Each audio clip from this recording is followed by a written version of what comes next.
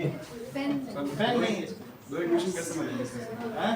दो इक्वेशन कैसे बनेगी सर? तो बनी गई क्योंकि ये जो पैरेललोग्राम के डायगोनल्स डिवाइड होते हैं ना, बाइसेक्ट होते हैं, तो ये इसके क्या है? इसके पैरेललोग्राम के डायगोनल क्या होते हैं? बाइसेक्ट होते ही हैं। अब देखो, नाउ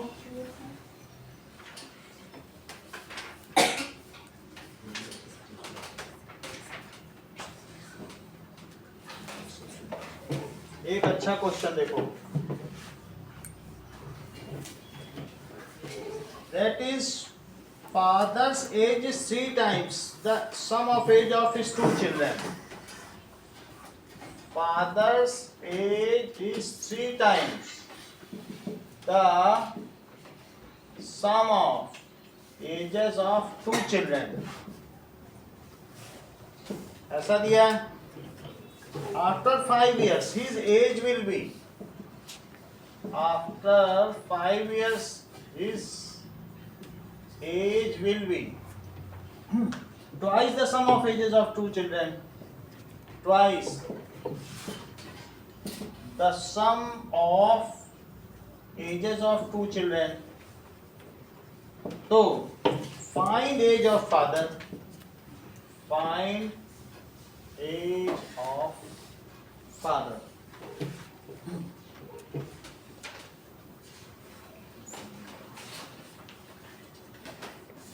चलो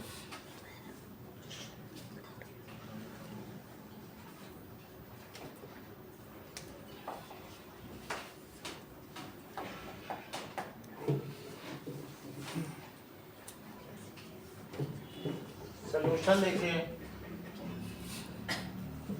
अब मान लीजिए ये फादर है और ये इसके 2 छोटे बच्चे हैं, सही है। लेट फादर्स एज क्या है? Let present age of father, ये फादर और ये चाइल्ड 1, ये चाइल्ड 2, इसकी x लो और इन दोनों की मिला के y ले लो, सही है। ये x ईयर्स है और मिला के लो।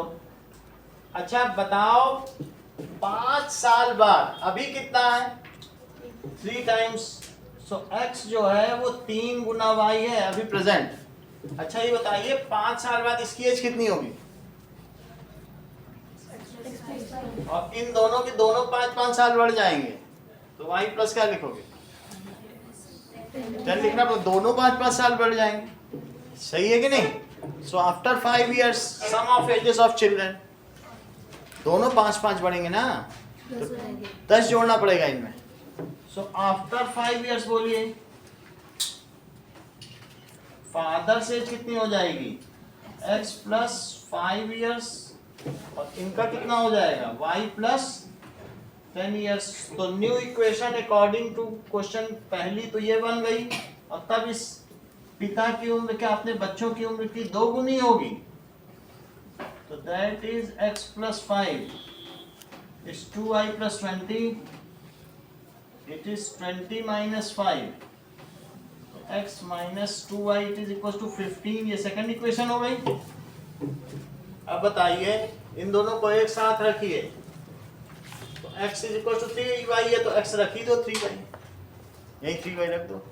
Put x is equals to 3y in equation number 2, so 3y minus 2y, तो y कितना हुआ? 15। तो अगर 15 हुआ पे पहले में डाल दो तो उसकी वर्तमान उम्र आ जाएगी। So that is x is equals to 3y, so 3 into 15, तो ये कितना हो जाएगा? 45 years। So that is the present age of dad। अब देखिए, चलिए अगला क्वेश्चन देखिए।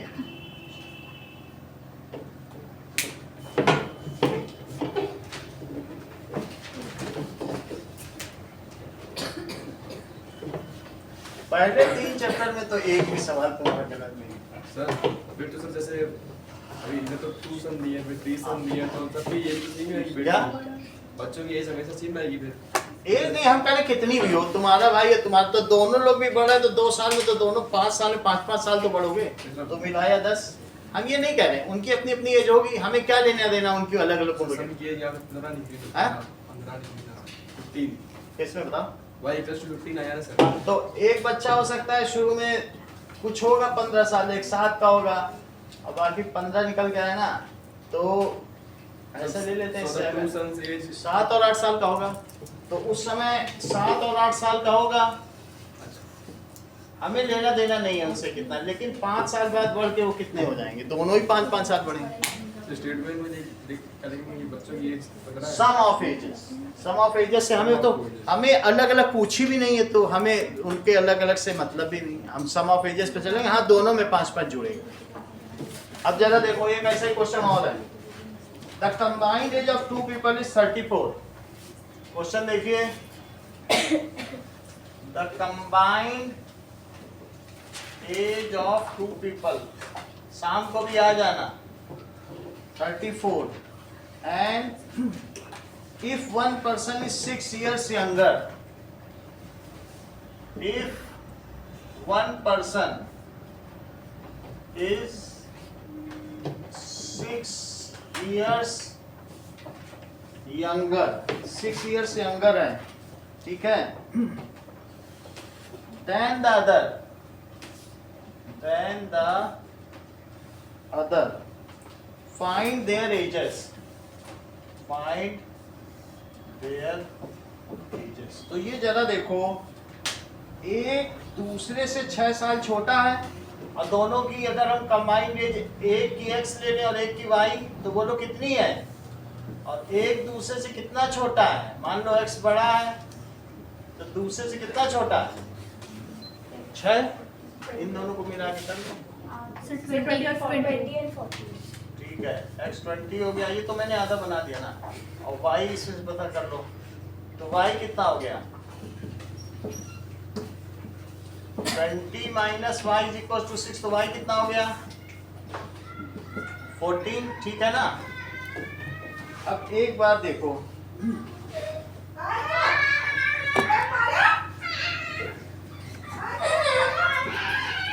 there are some students in 2 examination hall.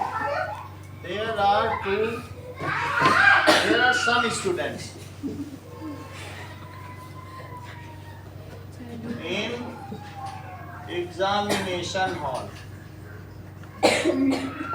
ठीक है, 2 एग्जामिनेशन हॉल है, 2 examination hall, A and B, ठीक है, 2 हॉल का क्या नाम है, to make the number of students in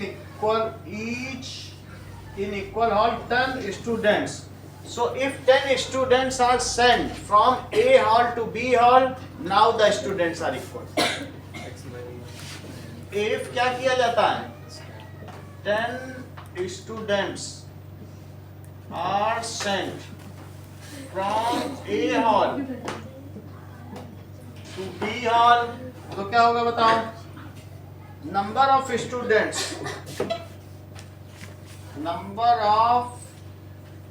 students in each hall is same, ऐसा हो गया।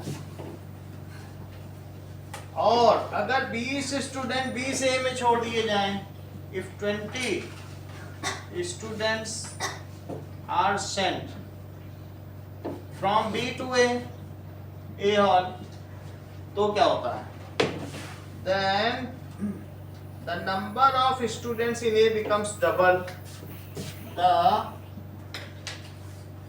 number of students in A becomes double, ऐसा है। Find the number of students in each hall. Find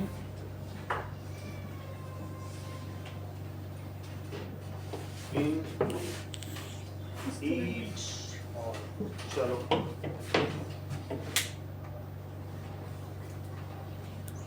sir ए में डबल, बी के double है ना, ए में हो जाएंगे, अगर 20 वहां से यहाँ छोड़ दिए जाएं तो क्या होगा, बढ़ जाएंगे।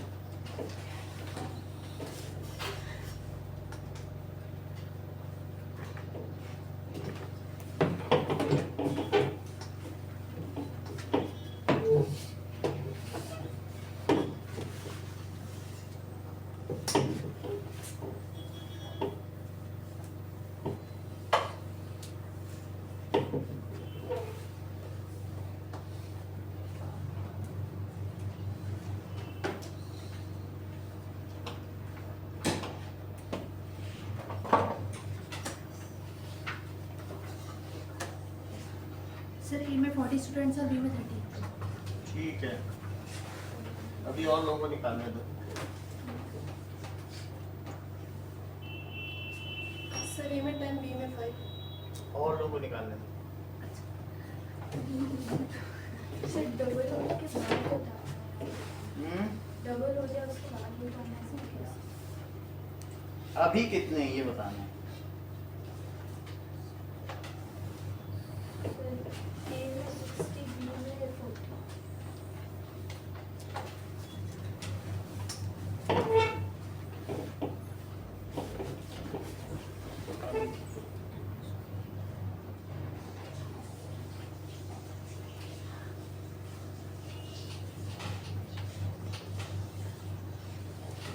एक दो का और निकले, इंद्रजीत का था।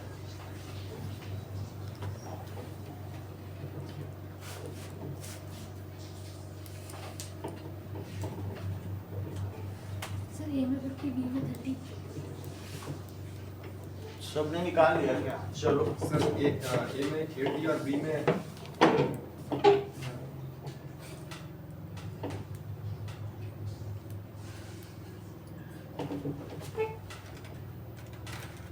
सर 100 हो जाएंगे। ये लो, चलो अब देखो सुनील ने कैसे किया, ये हम लोग भी देखें।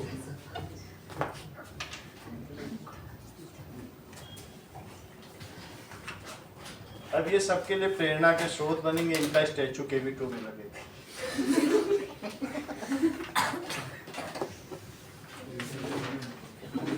आप लोग सब जूता उतार के जाना, ऐसे नहीं कि जूता पहले ही याद होने से।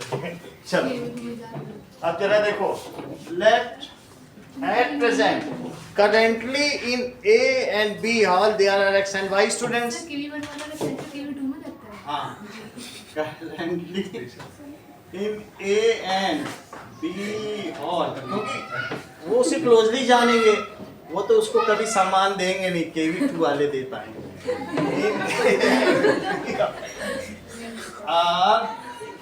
X and Y कितने स्टूडेंट्स हैं, और X से मैंने 10 हटा दिए, तो after shifting, after first shifting क्या होगा बोलो?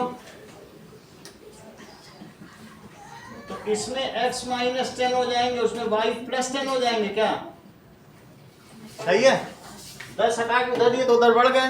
लेकिन अब जो स्टूडेंट्स हैं, क्या अकॉर्डिंग टू क्वेश्चन ये दोनों बराबर हैं? यानी जो x माइनस वाई है, क्या वो माइनस 20 है? ठीक है, again shifting, so when students are shifted from B to A, तो करेंटली क्या था बोलो? A में कितने थे और B में कितने थे, अभी उसमें से इसमें डाल दिए जाएं, तो B अगर इसमें कर दोगे तो इसके पास 20 हो जाएंगे और उसे 20 का नुकसान हो जाएगा। लेकिन अब इसके पास, A के पास डबल हो गए, तो दैट इज x प्लस 20। जो स्टूडेंट्स हैं वो बोलेगा देखो मेरे पास तो तुमसे डबल हो गए हैं, x plus 20 it is 2y minus 40। तो बोलो x माइनस 2y कितना हो गया? माइनस 60। अब इन दोनों इक्वेशन को एक दूसरे के नीचे रख दो, तो x माइनस वाई कितना हो गया? माइनस 20 माइनस प्लस प्लस, ये चला गया, तो माइनस वाई कितना हो गया? यहाँ से देखो, सर ये प्लस होगा 20 प्लस नीचे कहाँ पे गड़बड़ी की है? प्लस होगा वो 20। ये हाँ, ये प्लस 20, ये 20 प्लस है, ये क्या हो गया? माइनस क्या, तो कितना हो गया? माइनस 80। तो y कितना हो गया? y 80 है। अब एक और इक्वेशन में डालो, x माइनस वाई इज 20 और तुमने y को 80 ले लिया है, तो x कितना हो जाएगा? 100 स्टूडेंट्स। तो और y कितना हो जाएगा? अगला सवाल देखें। हर्षिता और आयुषी आपस में बात करती हैं। हर्षिता कहती है कि अगर तुम मुझको 100 रुपए दे दो तो मैं तुमसे दुगनी अमीर हो जाऊंगी। तो आयुषी कहती है कि तुम 10 रुपए दे दो मैं तुमसे 6 गुनी अमीर हो जाऊंगी। क्या? और दोनों की जेब में पैसे हैं। हर्षिता कहती है आयुषी से अगर तुम मुझे 100 दे दो अपनी जेब से निकाल के तो मैं तुमसे दुगनी अमीर हो जाऊंगी। तो आयुषी कहती तुम 10 ही दे दो मैं 6 गुनी हो जाऊंगी। So let currently Harshita and Ayushi are having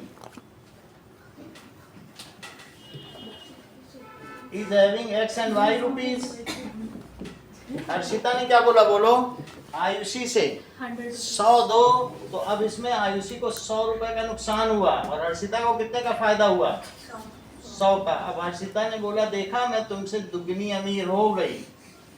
तो ऐसा हो गया, अब हर्षिता दुगनी अमीर हो गई है। फिर आयुषी ने कहा अच्छा तुम मुझे 10 रुपए दो। तो इसने 10 दे दिए और फिर आयुषी कहती है देखो मैं तुमसे 6 गुनी अमीर हो गई। तो पता लगाओ हर्षिता और आयुषी के पास कितना पैसा है। ये ऑप्शनल क्वेश्चन है इसमें का है। तो पता लगाते हैं।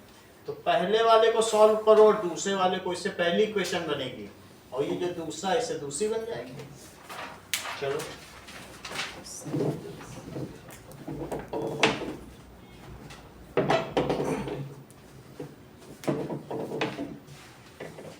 सर नीचे क्वेश्चन ठीक है। तो जरा पहले वाली को करो। That is x plus 100 it is 2y minus 200। x minus 2y it is minus 300। ये पहली इक्वेशन है। दूसरी को भी देखो 6x minus 60 it is equal to y plus 10 it is minus 70। ये सेकंड इक्वेशन हो गई। अब दोनों एक दूसरे के नीचे रखना है लेकिन सेकंड में मल्टीप्लाई करो 2 का। तो 12x minus 2y it is minus 140 और 1 वाली इसके नीचे रखो। x minus 2y it is minus 300। So minus plus plus ये चला गया। तो 11x कितना हो गया? अब ये प्लस है ये माइनस है तो दैट कम्स एज 11 आ गया।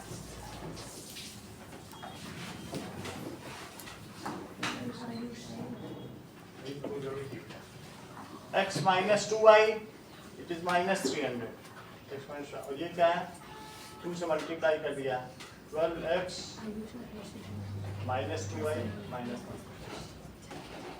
तो सब्ट्रैक्ट होकर कितना आ जाएगा? 160।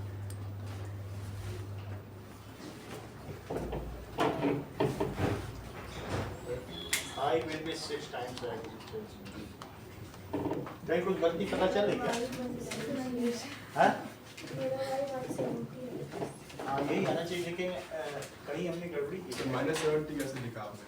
ये हाँ यही तो गड़बड़ी कर दी। प्लस 70 ना अब सही है। तो 440 तो x कितना आ गया? दैट 40 आ गया। सही कोई माइनस तो नहीं आना चाहिए ना। ये चीज प्लस में आएगी। सही। अब x 40 हो गया तो y निकालो। 6x minus y it is 70। तो 6 इंटू 40 माइनस y तो 240 माइनस 70। तो बोलो 70 कम करो तो चलो इसमें कितना आ जाएगा? 70 170। y के पास कितना है? तो मान लीजिए ये इनकी पॉकेट में पैसा है और ये उनकी पॉकेट में पैसा है। दोनों की पॉकेट में पैसा है। तो ये हर्षिता की पॉकेट में और ये हर्षिता की पॉकेट में 40 रुपए है और वो एटीट्यूड दिखा है। और जबकि उसे नहीं पता था कि आयुषी 170 भी घूम रही। तो ये से बोलती है हमको 100 दे दो। अगर ये इसको 100 दे देगी तो इसके पास 140 हो जाएगा, उसके पास 70। और ये अगर वो बोलती है हमें 10 ही तुम दे दो, 10 देने पे 30 और 180। वो तो सही समझ में आया कि इसका मतलब है आयुषी काफी नम्र है। सर पर आयुष है है सब आयुष आयुष। लिखा है। लो आयुषी करो। अगला सवाल देखें। नेक्स्ट इज जस्ट ऐसे ही बता देते हैं। मान लीजिए कि ये 3y - 5 है, ये 4y + 20 है। तो क्या आपको साइक्लिक कोऑर्डिनेटर की प्रॉपर्टी पता है? दिस इज -7x + y है। तो आपको ये पूछा गया है कि x और y निकालो। x और y निकालो आपको। साइक्लिक कोऑर्डिनेटर के अपोजिट एंगल सप्लीमेंट्री होते हैं। इसका ही नाम है cyclic quadrilateral. Opposite angles are supplementary.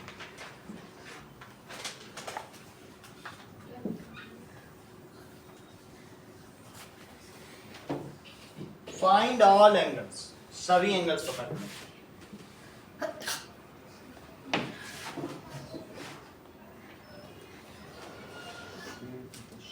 भाई है ना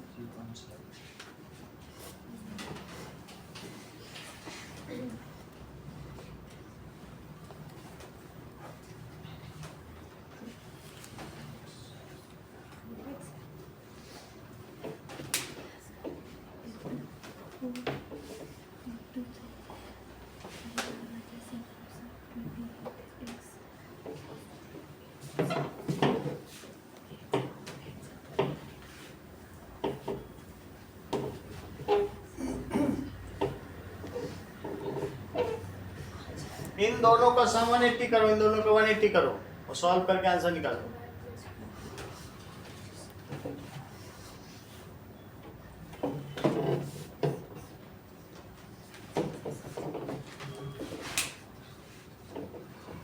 सब साइड हाँ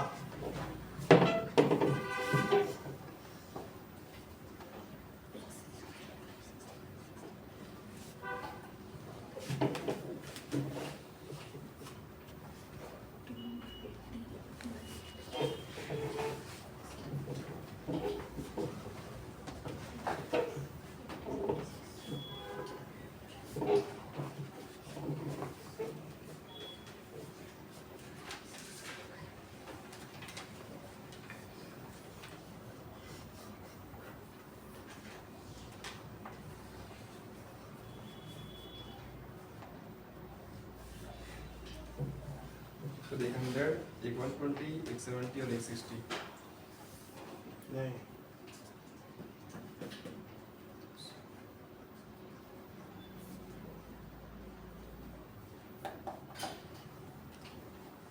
जोड़ के 360 वाला चेक करो, सिर्फ तुम्हारे 360 ही नहीं आएगा।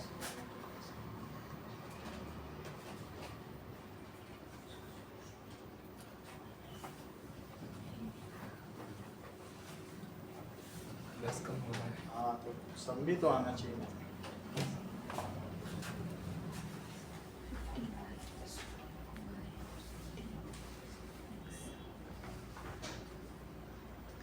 सर वाई और एक्स की वैल्यू पता नहीं सारे एंगल बताओ। सारे एंगल बताओ।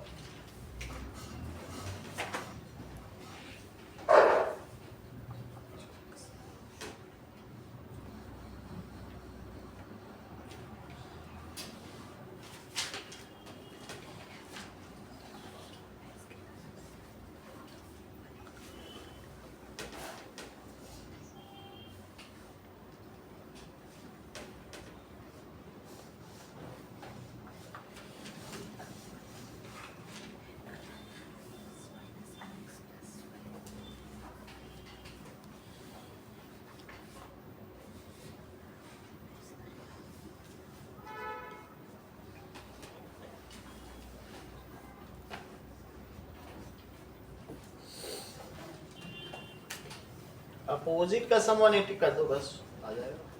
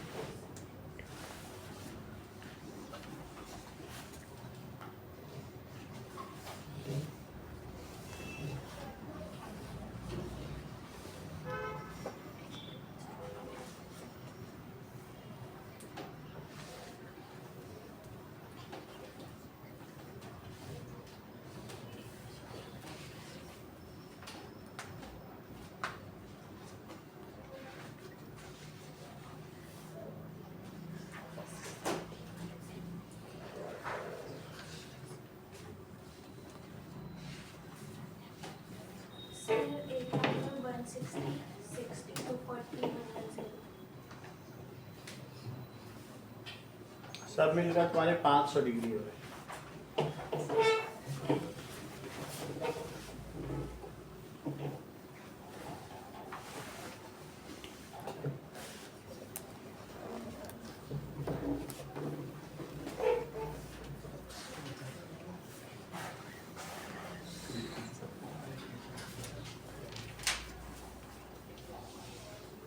नहीं निकलना तो किया जाए। नहीं सर 2 मिनट। और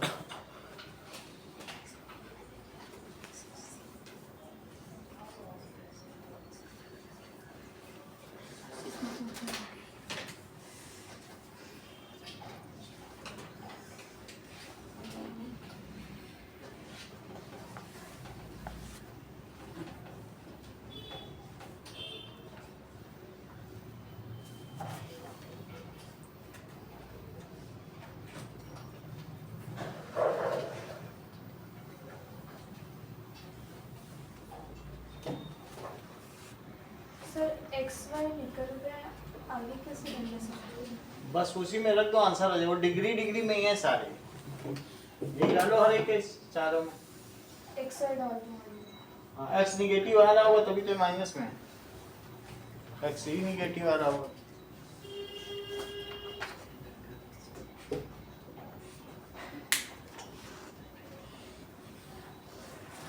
सर एक बार और बताओ। बताओ। 60 40 240 110। ठीक है, अब नहीं बताना।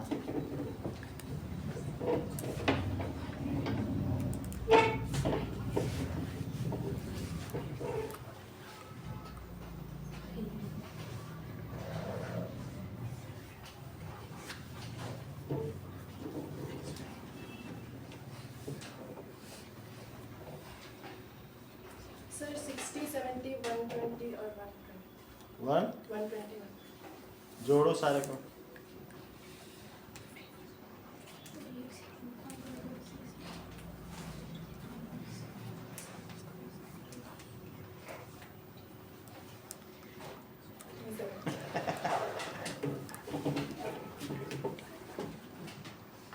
कहीं छोटी सी गलती की है।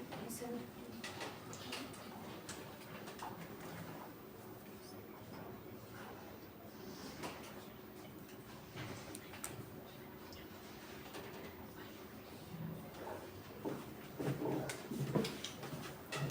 सर 1 मिनट बस। अच्छा, सर ठीक। एक तीन बार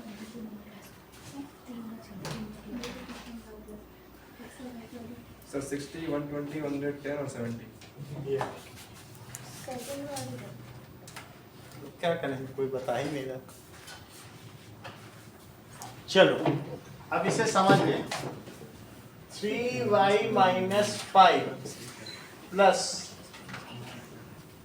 माइनस 7x प्लस 5, इनका सम कितना है? तो 3y minus 5 minus 7x plus 5, ये 180 है। तो 3y minus 7x it is 180। अब दूसरा देखो, 4y प्लस 20 और माइनस 4x, ये भी 180 है। यहाँ लिख देना दैट इज अपोजिट एंगल्स। इसके भी आपसे एक्सपेक्टेशन है एंगल्स ऑफ साइक्लिक क्वाड्रिलेटरल, क्योंकि आप मैथ से डील कर रहे हो। साइक्लिक क्वाड्रिलेटरल, इस पे 1 मार्क होगा। अब देखो, अब ये देखिए, that is 4y minus 4x is 160। इतनी बात हो गई। और सिंपल करना चाहो तो y माइनस एक्स इज 4 से डिवाइड करो जरा इसको, 40। अच्छा, अब ये पता चल गया, मैं 3 से मल्टीप्लाई करके इसके साथ भिड़ा देता हूँ। तो 3y माइनस 3x इज 120, ये पहली इक्वेशन, ये दूसरी equation. 3y minus 7x is 180 और ये कटा, तो बताओ 4x कितना आ गया? इट इज 60, तो x कितना आ गया? माइनस 15। जब x माइनस 15 है तो यहाँ से निकालो y माइनस x क्या है? इट इज 40, तो y कितना है? माइनस 15 तो y प्लस 15 इट इज 40 तो y कितना हो गया 25 डिग्री। अब सबको निकालो, इसे निकालो, ABCD डाल दो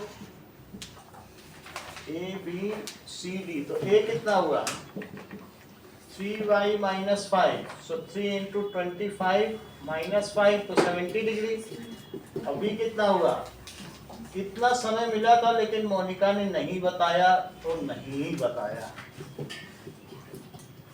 तीसरा देखो -7x प्लस 5 -7 इंटू -15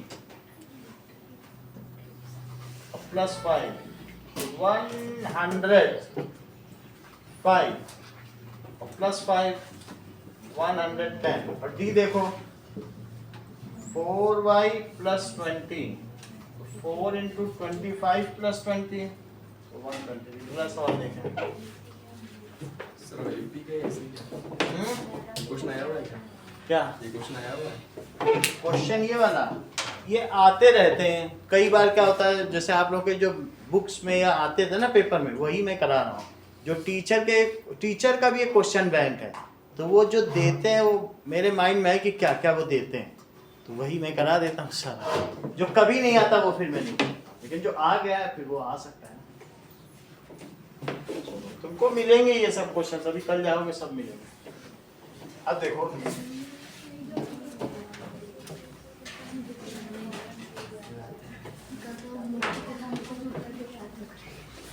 अगला सवाल देखें कि गलत नहीं करना। छोटे छोटे सवालों में इतनी गलती कर रहे हो तो एक्यूरेसी नहीं होगी तो हम कहाँ कर पाएंगे। अगला सवाल नंबर क्या है, 30वां होगा। चलो दैट इज 1/2x 25 है। 25। ये देखो इट इज इक्वल्स टू 2 और 1/3x प्लस 1/2y ये कितना है, दैट इज इक्वल्स टू 13/6। तो फाइंड x एंड y। ऐसे क्वेश्चन आएंगे जो दिखने में लीनियर नहीं होंगे लेकिन उनको लीनियर बनाया जा सकेगा। तो आप क्या करिए बताइए, ऐसे में 1 ये 3y है, ये कितना है 3y है। अच्छा ये बताओ 1/x को p ले लो और 1/y को क्या ले लो q, ऐसे ले लेना। u भी मत लेना, u भी दिखने में एक सेम लगते हैं तो गलती हो जाती है। 1/x को p लोगे तो क्या ये 1/2p हो जाएगा, और ये 1/y को जरा q लो। ये बात तुमको स्नेहा विष्णोई समझ में आ गई। 1/x को p ले लिया, 1/2 पढ़ा रहा अपनी जगह, क्योंकि 1/2x क्या होता है 1/2 इंटू 1/x, तो मैंने इसको p ले लिया। ये समझ में आ गया। अच्छा अब पूरी इक्वेशन में एलसीएम ले लो, एलसीएम लो जरा, तो कितना हुआ, तो 3p प्लस 2q कितना हो गया बोलो 12। सही है। अगला वाला देखो, ये पहली इक्वेशन, अब दूसरी भी तो देखिए, इसको भी लो ऐसे, तो क्या लिखोगे 1/3q 1/3p और प्लस 1/2q इट इज 13/6। सही है। यहां भी एलसीएम लो तो क्या होगा 2p plus 3q is 13/6। 6 cut जाएगा तो बोलो 2p प्लस 3q क्या आ गया 13। ये रही आपकी पहली इक्वेशन, ये रही दूसरी इक्वेशन। पहली में मल्टीप्लाई कर दो 2 से और दूसरी में मल्टीप्लाई किससे कर दो 3 से। पहली में 2 से करो तो 6p plus 4q it is 24 और इसमें 3 से करिए तो 6p plus 9q it is 39 और सब्ट्रैक्ट कर लो तो बताओ -5q कितना आ गया, क्या -15, तो q कितना आ गया 3, तो q किसे माना था 1/y को, तो y कितना आ गया, y इधर ले जाओ 3 नीचे ले आओ। यहाँ तक समझ आ गया। अगर q 3 है तो q किसी एक में डाल लो और p निकालो, इसी में डाल दो q को। कितना है 3p plus 2q is 12. So 3p plus 2 into 3 is 12. So 3p is equals to 12 minus 6. So 3p कितना हो गया? लेकिन p आपने किसे माना था? p किसे माना गया है? 1 by x को x वहां ले जाओ और 2 यहाँ ले आओ। बोलो बात समझ आ गई? अगर ये क्वेश्चन आएगा 3 मार्क्स का आएगा। ये वही क्वेश्चन है कि that is down stream up stream, तो उसी की प्रैक्टिस करा रहा हूँ। इसके बाद अब फिर डाउन स्ट्रीम अप स्ट्रीम है, तो इसी सवाल पे बेस्ड है, ऐसे ही करना पड़ेगा वहाँ। तो ये तुम्हें समझ में आ गया ना? 1 by p 1 by u। फिर से देखो,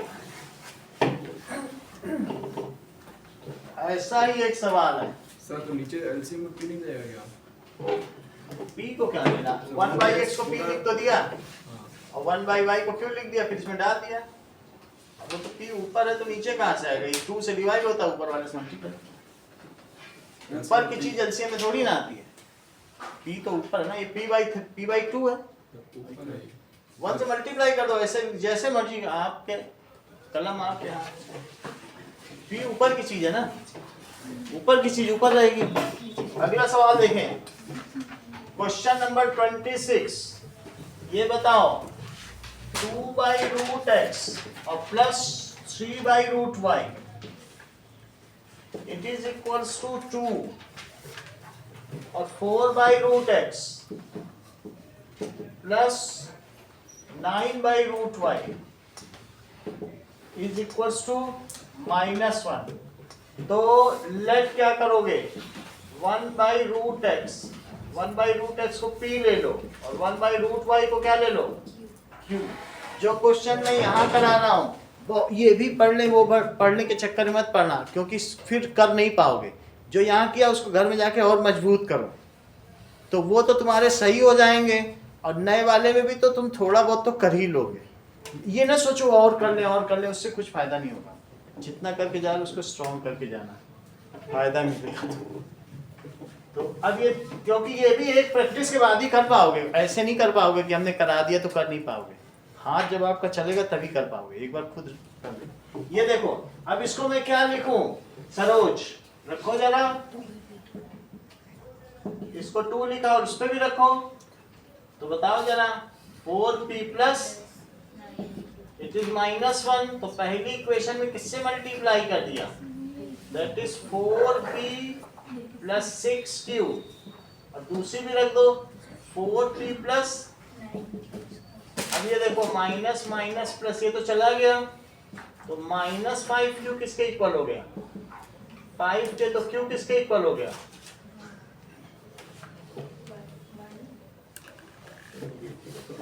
ये दूसरी इक्वेशन निगेटिव है, तो दूसरी निगेटिव रखो, तो यहाँ पे क्या करो?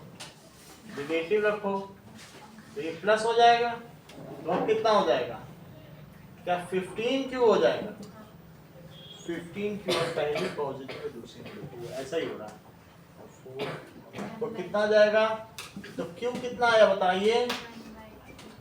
5 by 15 को 1 by 3 कहते हैं, लेकिन q आपने माना किसे था? 1 by root y को माना था क्या? दोनों को पलट दो, जैसे फिजिक्स में नहीं पलटते हो वैसे पलट दो, इन्वर्टिंग बोथ साइड। तो रूट y क्या होता है?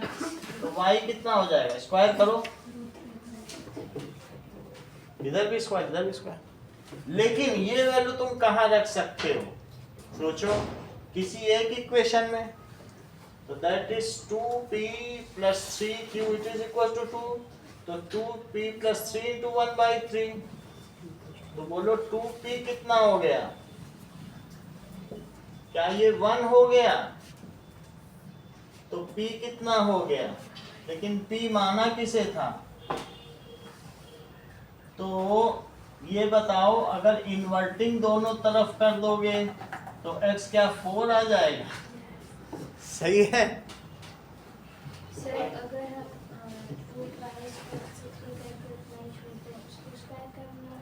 आपको एक्स वाई चाहिए, जितना छोड़ोगे उतने नंबर कटेंगे। आपको एक्स वाई चाहिए उतना बताना। बार्गेनिंग में तो फिर अगर फिर वो पूरा सामान थोड़ी देगा जो पंसारी है, कह दोगे और कम करो तो जो गिफ्ट भी काट लेगा, फिर ये भी काट लेगा, फिर लिफाफा भी नहीं देगा, कहेगा हाथ में लेके जाओ। चलो अब अगला देखो, इतना समझ में आ गया ना ये, दैट इज आपने सर क्यू की वैल्यू 1/2 लिखी थी। क्यू 1/3 जब यहाँ आया 15 से, और फिर मैंने दूसरी वाली इक्वेशन में है ये 3 और क्यू की भी वैल्यू डाल दी, 3 कट के बना, क्यू की तो वैल्यू डालोगे ना जो यहाँ आई, सही है। चलो चेक करें आगे।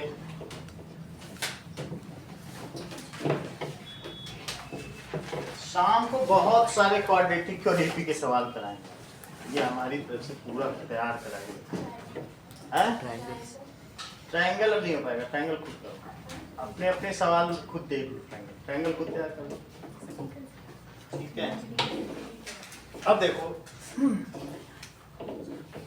यहाँ तक की बात हो गई, अगला एक और सवाल देखें। कभी कभी ऐसा भी हो जाता है कि 5/x - 1 और +1/y - 2, अब बताओ कैसे करोगे।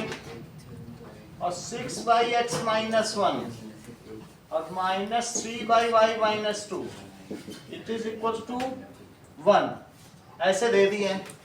इन सभी इक्वेशंस को कहते हैं that is equations reducible to linear form. इसे क्या कहेंगे, रिड्यूसिबल टू लीनियर फॉर्म। दिखती नहीं है लेकिन क्या उनमें आप इसे रिड्यूस कर सकते हो सकता है ना, देखो रिड्यूस हुई कि नहीं लीनियर फॉर्म।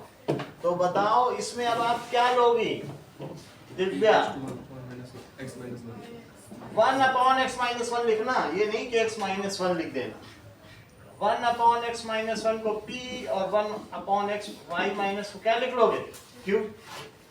जब इसको लिखोगे तो ये 5p आया और ये q, और इसे क्या लिखोगे बोलो, 6p - 3q। इतना मैं करके दे रहा हूं, अब फिर भी करने वाले को इनाम है।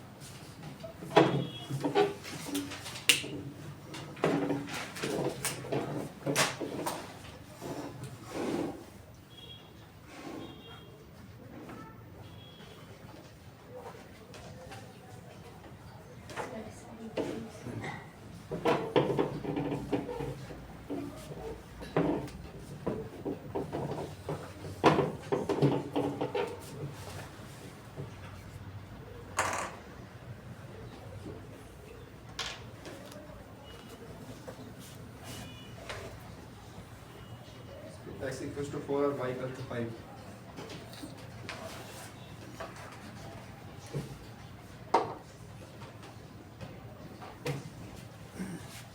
चलो अगला सवाल करें।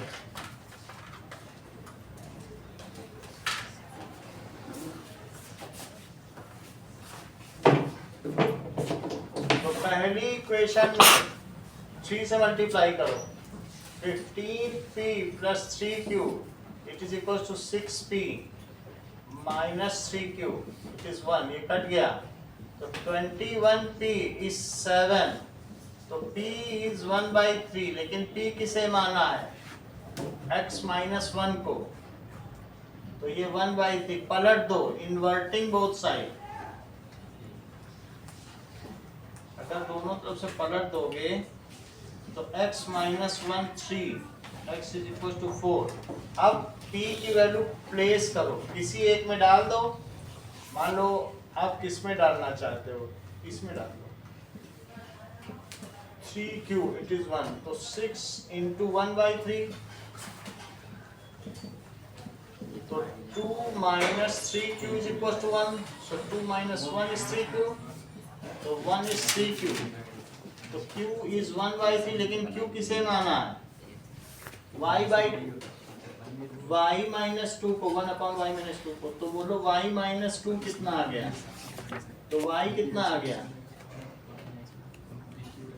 y 5 आ गया, सही है।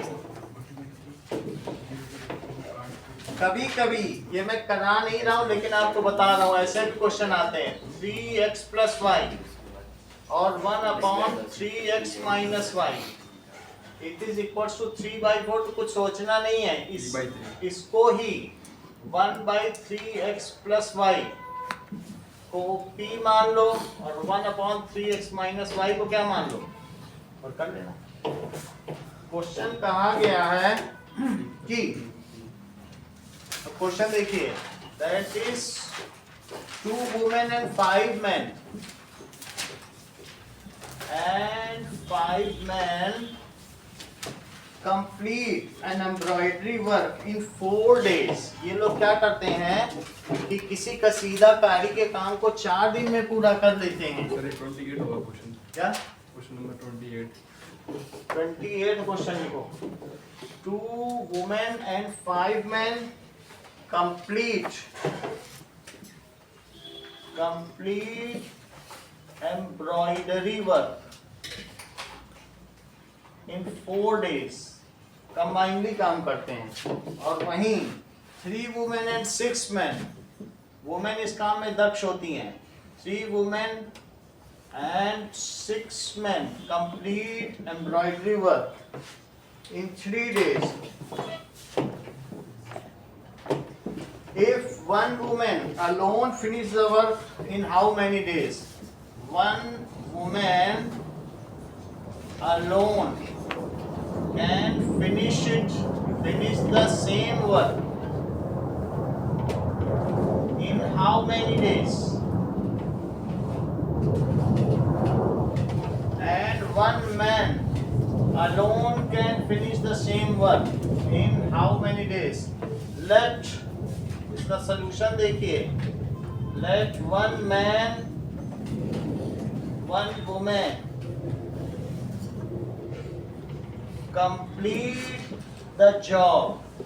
अकेले ही लगी रहे, सबको चलिए एक ही औरत ही लगी है। In X days में कर पाएगी। अगर एक लेडी 10 दिन में काम कर पा रही कढ़ाई का, तो एक दिन में वो कितना काम कर पाएगी? बोलो। एक लेडी 10 दिन में काम कर पा रही कढ़ाई का, तो एक दिन में वो कितना हिस्सा कर पाएगी? 1/10। भाई 10 दिन में कोई तुम काम करती हो पूरा काम, तो एक दिन में 1/10 ही तो पढ़ाई कर पाओगी। तो इन 1 day how much portion you will cover? 1/10। सो बोलो 1 woman कंप्लीट, ठीक है, इन 1 day। 1 day में कितना जॉब कर पाएगी? बोलो 1/x पार्ट। और 1 man कंप्लीट करता है पूरा जॉब y डे में। Complete the job in y days, तो बोलो वो एक दिन में कितना कर पाएगा? Complete the job in 1 day, तो y दिन में कर पाता है तो 1/y पार्ट ही तो कर पाएगा। ठीक है। अच्छा, 2 वुमेन एक दिन में कितना पार्ट कंप्लीट कर पाएंगे? एक वुमेन 1/x करती है तो 2 वुमेन कितना कर पाएंगे? 2/x, क्योंकि 1/x एक करेगी, 1/x एक करेगी, दोनों मिलकर काम कर रही हैं। सो 2 women, sir women 3, 2 women and, अब ये देखो 2 वुमेन और 5 मैन का कर रहा हूं। सो 2 वुमेन एंड 5 मैन, 2 days और 3 days। बोलो इन 1 day कितना कर पाएंगे? सब लगे हुए हैं तो 2 औरतें तो 2/x कर लेंगी और 5 आदमी कितना कर लेंगे? 5/y। इन 1 day इतना पार्ट कर पाएंगे कि नहीं? लेकिन अगर वो 4 दिन तक काम करते रहे, 2 women and 5 men in 4 days, तो इसका क्या 4 गुना कर लेंगे? इतनी बात तुमको सरोज समझ में आई कि नहीं? और यही मिलके पूरा काम होगा 1 पार्ट। सही है भाई।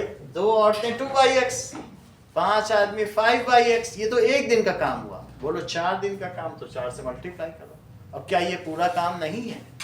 यदि ये पूरा काम है तो बताओ दूसरे केस में पूरा काम क्या है? अब दूसरा केस भी देखो, ये तो एक का हो गया। अच्छा, अब जरा देखो, कहीं तुम इसे 2/x + 5/y = 1/4 तो नहीं कह रहे हो? अभी तुमको equation reducible to linear form बताया है कि 1/x को p ले लेना और 1/y को q ले लेना, सवाल हो जाएगा। इसी से तो होगा, है ना? अच्छा, अब बताइए दूसरे केस में क्या बनेगा? सो अकॉर्डिंग टू क्वेश्चन, अब 3 वुमेन है, 3 औरतें और 6 आदमी हैं, तो वो कितना कर पाएंगे? 3 women and 6 men in 1 day कितना कर पाएंगे? कंप्लीट सेंटेंस पूरा लिखना जो कि मीनिंगफुल हो। That is 3x plus 6y। और यही लोग अब कितने दिन काम कर रहे हैं जरा देखो, तो 3 days में कितना कंप्लीट करेंगे? इसका 3 गुना। लेकिन क्या वो काम पूरा 1 पार्ट होगा? और अगर 1 पार्ट होगा तो आप 3x और प्लस 6y को 1/3 ले लें और उसमें क्या क्या पुट कर दें? 1/x को p रख दें और 1/y को q रखें, जरा उसी में तो रखें। तो क्या 2p प्लस 5q 1/4 है, और इसमें भी रखो जरा 3p प्लस 6q क्या है? 1/3। इतनी बात समझ आ गई? पहली इक्वेशन में आप 3 से मल्टीप्लाई कर दें और इसमें 2 से करें, जरा करें तो 6p plus 15q it is 3/4 और इसमें 2 से करो 6p plus 12q it is 2/3 और सब्ट्रैक्ट कर दो, ये चला गया। तो कितना बचा? 3q और यहाँ क्या बचा? जरा देखो, तो 4 3 जा 12, ये तो 9 बचा और 3 4 जा 12, तो ये कितना बचा? तो 3q कितना आ गया? तो q कितना आ गया? लेकिन q तुमने माना किसे था? तो अगर दोनों तरफ पलट दिया जाए तो क्या एक आदमी अकेला उस काम को 36 दिन में कर सकता है? लेकिन एक स्त्री टू उसे कितने दिन में कर देगी, है ना? ये तो समझ आई बात कि नहीं? अब इसी में निकालो, किसी में भी डाल दो, इसमें ही डाल दो। 2p प्लस 5q, q की वैल्यू कितनी है? 1/12। तो कौन सा ज्यादा सूट कर रहा है? वैसे तो किसी भी डाल दो। 3p plus 6q it is 1/3। q किसे माना है? 1/36। तो 3p प्लस 1/6 इज 1/3। तो 3p क्या आ गया? चाहे तो y भी डाल सकते हो, ऐसी कोई इशू नहीं है, y वाले में भी डाल दो, सब में आ जाएगा। सही है, बहुत सारी इक्वेशन पड़ी। तो 3p कितना हो जाएगा बताओ? 2 - 1, सो 3p इज 1/6। तो p कितना हो गया? 1/18। लेकिन p तुमने किसे माना था? तो x इज इक्वल टू 18। ठीक है, a female alone can complete the job, क्योंकि कसीदाकारी का काम जो है स्त्रियों का है, तो वो उसमें दक्ष होती हैं। दीज आर द एम्बीडेक्स्ट्रस, दोनों हाथों से दक्ष होती हैं, और जबकि पुरुष लीबोडेक्स्ट्रस होते हैं, एक हाथ से दक्ष होते हैं। So a lady alone can complete the job in 18 days while a man can alone complete. ये लाइन लिखनी हो गया। जरा देखो रूही क्या कर रही है।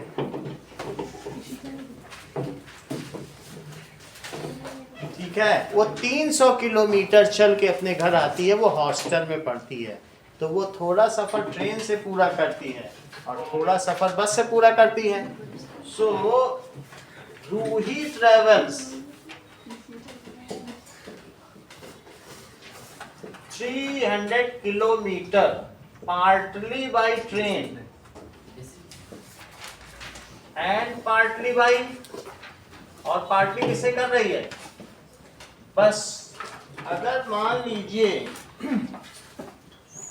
if 60 किलोमीटर ट्रेन से चले और रिमेनिंग बस से, तो उसे 4 घंटा लगते हैं। if 60 किलोमीटर ट्रेन से चलती है और प्लस रिमेनिंग बाई बस चलती है, बाई बस, तो टोटल टाइम कितना लगता है? 4 hours। और अगर वो 100 किलोमीटर ट्रेन से चले, 100 किलोमीटर ट्रेन से और रिमेनिंग बाई बस, तो उसको 4 घंटा 10 मिनट लग जाता है। दैट इज तब टाइम कितना लगेगा? 10 minutes लॉन्गर, ऐसा कह रहे हैं लॉन्गर। तो लॉन्गर का क्या मतलब होता है? अब कितना लगेगा? 4 घंटा 10 मिनट। लेट, इतना समझ में आ गया? वो जितना चाहे उतना ट्रेन से चले, जितना चाहे बस से चले। तो जरा देखो, लेट स्पीड ऑफ ट्रेन क्या है? ट्रेन और बस की स्पीड पूछी गई है, और स्पीड ऑफ बस क्या है? सही है। अच्छा बताओ, टाइम का क्या फार्मूला होता है वंदना? जबकि मैं स्पीड का आपको बता देता हूं, distance upon time is equal to, time का मुझे बता दीजिए। Distance upon speed. सही है, that is distance upon speed. इतनी बात सही है। तो जरा ये मुझे बताओ, पहले केस में वो कितना चली थी ट्रेन से? 60 तो डिस्टेंस थी, और स्पीड कितनी थी ट्रेन की? That is equals to x kilometre. तो दैट इज ये T1 हुआ ट्रेन के लिए, क्या हुआ? और बस वाला तो यहाँ लिखो 60 चली है, तो 60/x, और बचा कितना डिस्टेंस बताओ? 240, वो उसकी स्पीड, ये डिस्टेंस अपॉन स्पीड, ये T1 हुआ, और ये भी डिस्टेंस अपॉन स्पीड है। और मिला के क्या 4 घंटे लग गए उसको? ये तो पहले इक्वेशन बनी, लेकिन क्या ये भी रिड्यूसिबल है to linear form? This equation is reducible. इसको आप 1/x को p ले सकते हैं, और 1/y को q ले सकते हैं। अब जरा देखो दूसरे केस में, देखो इन फर्स्ट केस और इन सेकंड केस क्या हुआ होगा? अब वो 100 चली है इससे, और 200 किससे चली होगी? This is distance upon speed, और ये डिस्टेंस अपॉन बस की स्पीड, लेकिन उसे 4 आवर 10 मिनट लग गया। सही ना? ये बताओ कि 100/x और plus 200/y it is 4 our, और 10 मिनट को भी आवर में बदल लो 60 से, तो क्या ये भी आवर नहीं हो जाएगा? और मुझे बताइए कि 4 + 1/6 कितना होता है? सारे आवर एक साथ कर लो, तो 24 + 1 क्या है? 25/6 हुआ। तो दिस इज 100/x और प्लस 200/y, इट इज 25/6। पहली इक्वेशन और दूसरी इक्वेशन दोनों में 1/x और 1/y को लेट करो। 1/x is equal to p, और 1/y को क्या ले लो? तो पहले में 60p हो जाएगा, और 240q, it is equal to 4। जबकि दूसरे में क्या हो जाएगा? 100p plus 200q, that is 25/6। इतनी बात समझ आ गई? सही है। अब जरा देखो, इतना होने के बाद ये 60 है, आप 10 से मल्टीप्लाई करो जरा इसको, और ये 100 है, इसको 6 से मल्टीप्लाई करो, क्या बात बन जाएगी? 10 से करो, तो क्या ये 600p हो जाएगा? और इसको 10 से करो, और इसको भी 10 से करो, इधर भी करो 6 से, तो ये भी 600p। अब इसे किससे करोगे? 6 से करो, तो कितना हो जाएगा? 1200q, और इसको भी 6 से कर दो तो 25। इन दोनों को अब आपस में सब्ट्रैक्ट कर दो। सब्ट्रैक्ट करने पर क्या होगा? 15। तो बोलो q कितना आ गया? 15 8 120, तो क्या हुआ? 1/80 आ गया। लेकिन q किसे माना जाता है? 1/y को। तो ये 1/80, तो y कितना हुआ? 80 km/h। इसका मतलब है कि बस क्या तेज चलती है? बस तेज चल रही है। और अगर y 80 है, तो अब x कितना हुआ ट्रेन की स्पीड? वो भी हम लोग देखें। चलो, तो अगर ये 80 है, नाउ इसी में रख दो 60p plus 240q, it is 4। अच्छा, q 1/80 आ चुका, इसको 1/80 रख दो। 0 से 0 कटा, 8 से 3 आया, तो 60p इज 4 - 3, तो p कितना हो गया? तो x कितना हो गया? ये देख लो। अब रितु क्या कर रही है? ऋतु डाउन स्ट्रीम भी चलती है। ये देखो, ऋतु नाव पे बैठी है और वो डाउन स्ट्रीम भी चलती है, उसके पास चप्पू भी है, तो चप्पू चलाते हुए चली जाती है। इसकी अपनी एक स्पीड है। अगर उसको शांत जल में कहा जाए तो उसकी अपनी स्पीड है, लेकिन स्ट्रीम की तो भी अपनी स्पीड होती है। तो स्पीड ऑफ स्ट्रीम और एक ऋतु की भी होती है लेट। स्पीड ऑफ ऋतु या बोट इन स्टिल वाटर क्या है? It is x kilometre per our. अगर पानी ना चल रहा हो तो x है। और स्पीड ऑफ रिवर क्या है? रिवर खुद भी तो बह रही है। और स्पीड ऑफ रिवर क्या है? It is y kilometre per our. तो बताओ डाउन स्ट्रीम स्पीड क्या हो जाएगी? उसकी खुद की स्पीड और रिवर की स्पीड उतना वो आगे बढ़ जाएगी। जिस एस्केलेटर पे तुम आगे बढ़ रहे हो वो एस्केलेटर भी आगे बढ़ता चला जा रहा है, तुम उतर रहे हो और वो भी नीचे जा रहा है, तो डबल होगी स्पीड। तो इसलिए डाउन स्ट्रीम स्पीड क्या होगी बताइए? Downstream speed it is equals to x plus y kilometre per hour. Vandana, upstream speed बताओ। Sir x minus y. हमेशा बोट तेज चलेगी तभी उल्टा भी चल पाएगी। हमेशा x में से y करना, और धीमे चलेगी तो बह जाएगी, नीचे खाई में गिर जाएगी कहीं पर होगी अगर, ठीक है ना? That is waterfall. तो बोलो अप स्ट्रीम स्पीड क्या होगी Harshita? Yes, speed it is x minus y करना। अब देखो ऋतु ने क्या किया, 20 किलोमीटर डाउन स्ट्रीम 2 आवर्स में चली। ऋतु की बात बता रहा हूं, 20 kilometre down stream in 2 hours and 4 kilometer up stream.